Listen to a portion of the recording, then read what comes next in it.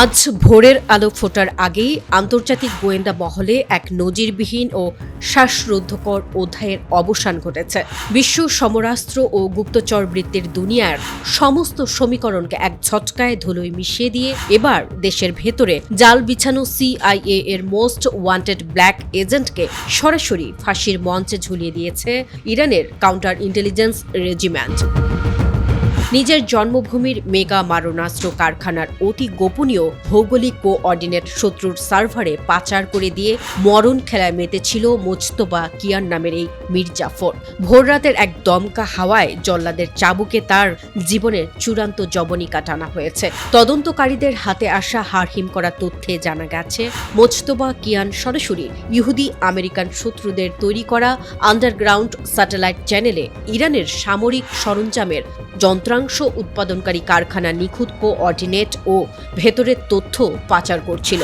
এই রুদ্ধশ্বাস অপারেশনের সবচেয়ে বড় টুইস্ট উন্মোচিত হয় কিয়ানের ফোন থেকে উদ্ধার হওয়া একটি অতি গোপনীয় মেসেজের মাধ্যমে, যেখানে সে সরাসরি ইসরায়েলি প্রধানমন্ত্রীকে তার অতি গোপনীয় কোড নেম বিবি বলে সম্বোধন করে এই তথ্যগুলো দ্রুত ওভাল হাউসে পাঠানোর তাগিদ দিয়েছিল।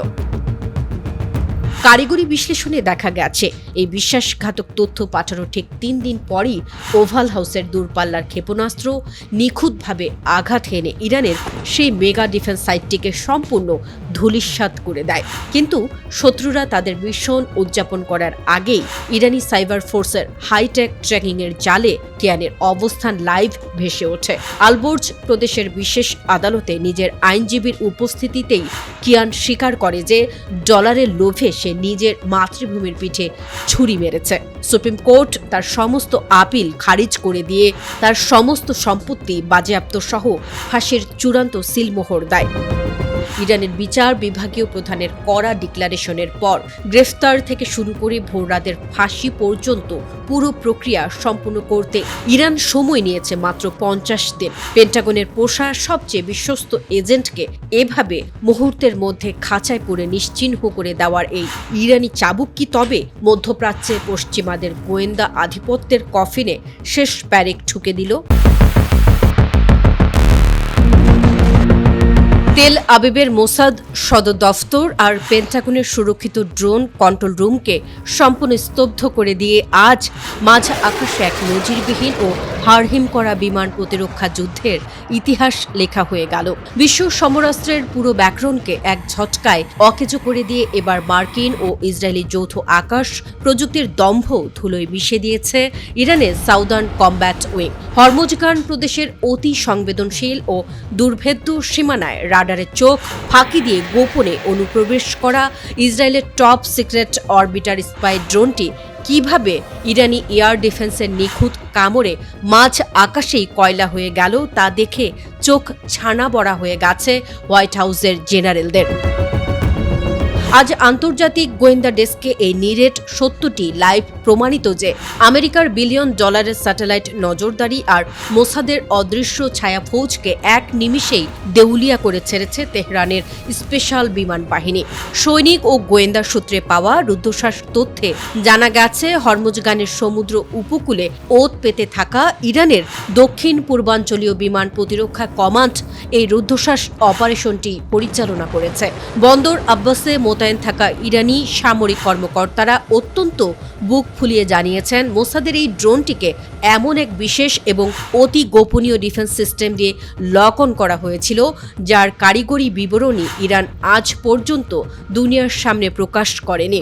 পারস্য উপসাগর আর তার চারপাশের দ্বীপমালা জুড়ে ইরান যে অভেদ্য সুরক্ষা কবচ তৈরি করেছে তা ভেদ করার ক্ষমতা পশ্চিমা কোনো স্টিলথ UAVর নেই। হরমুজগানের মেরিটাইম বর্ডার পুলিশ ইতিমধ্যেই সমুদ্রের বুক থেকে ইসরায়েলি ড্রোনের জ্বলন্ত ধ্বংসাবশেষ উদ্ধার করে তেহরানের ল্যাবে পাঠিয়েছে, যা তেল আবিবের জন্য এক চরম মনস্তাত্ত্বিক চাবুক। ব্লুমবার্গের এক গোপন রিপোর্টে অত্যন্ত হতাশার সাথে স্বীকার করা হয়েছে ইরানের বিরুদ্ধে চলমান এই ছায়াযুদ্ধে আমেরিকার প্রযুক্তিগত শ্রেষ্ঠত্বের প্রতীক $100 বিলিয়ন মূল্যের MQ-9 রিপার ড্রোন একের পর এক মাটিতে আছড়ে পড়ছে।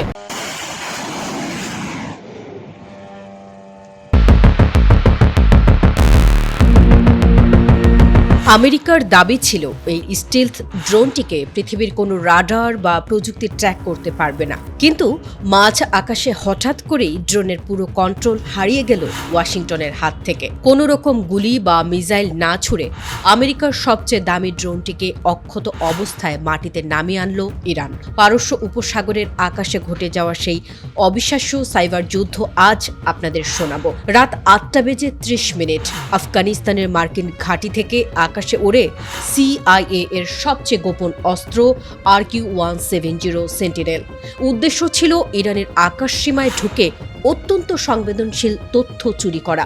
মার্কিন কমান্ডাররা নিশ্চিত ছিলেন রাডারের পক্ষে এই অদৃশ্য ড্রোনকে ছোঁয়া অসম্ভব, কিন্তু তারা জানতেন না ইরানের সাইবার কমান্ডের ইঞ্জিনিয়াররা স্ক্রিনের দিকে তাকিয়ে তখন মুচকি হাসছেন। তারা কোনো মিসাইল লক করেননি, বরং তৈরি করেছিলেন এক অদৃশ্য ডিজিটাল ফাঁদ।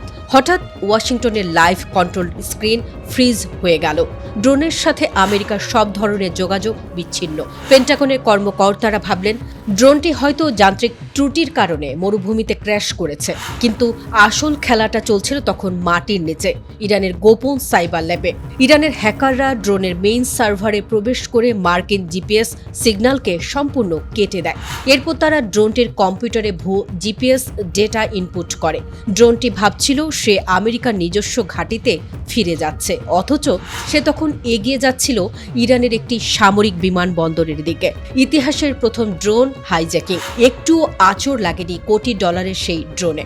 ইরান অত্যন্ত নিখুঁতভাবে সেটিকে নিজেদের মাটিতে ল্যান্ড করায়। পেন্টাগন যখন ড্রোনটির ধ্বংসাবশেষ খুঁজছিল, ঠিক তার পরের দিন তেহরানের রাষ্ট্রীয় টেলিভিশনে ড্রোনটির প্রদর্শন করা হয়।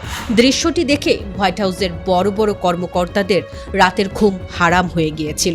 আমেরিকার প্রযুক্তিগত শ্রেষ্ঠত্বের অহংকার এক নিমিষে ধূলিসাৎ হয়ে গেল। আমেরিকা ড্রোনটি ফেরত চেয়েছিল, কিন্তু ইরান মুচকি হেসে উপহার হিসেবে ড্রোনের একটি প্লাস্টিকের খেলনা মডেল পাঠিয়ে দেয়। এরপর শুরু হয় আসল জাদু। এই ড্রোনের প্রতিটি চিপ আর কোড ডিকোড করে ইরান তৈরি করে ফেলে নিজেদের অত্যাধুনিক ড্রোন বাহিনী শাহিদ।